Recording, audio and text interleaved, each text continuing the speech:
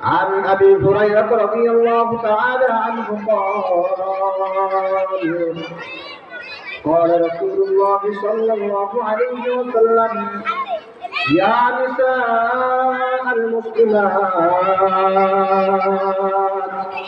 لا تحقرن جارة لجارتها ولو فرس مشاة আবু হুরায়রা রাদিয়াল্লাহু তাআলা আনহু থেকে বর্ণিত রাসূলুল্লাহ সাল্লাল্লাহু আলাইহি ওয়াসাল্লাম বলেন, হে মুসলমান রমণীগণ, হে মুসলমান নারীরা, তোমরা একজন প্রতিবেশী অন্যজন প্রতিবেশীকে হাদিয়া দিতে সংকোচ বোধ করো না, যদিও সে হাদিয়াটা এতটুকু সামান্য হয় যে একটা খাসির হাড়।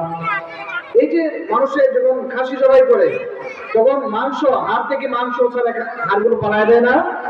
তো একজনের সামর্থ্য আছে যে সে এই হাড়গুলো রান্না করে, এইগুলো কি নাই না সামান্য টাকা দিয়ে কি নাই না কি করে এগুলো রান্না করে, এগুলো রান্না করছে সে, এখন সে তার প্রতিবেশীকে দিতে মন চাইতেছে।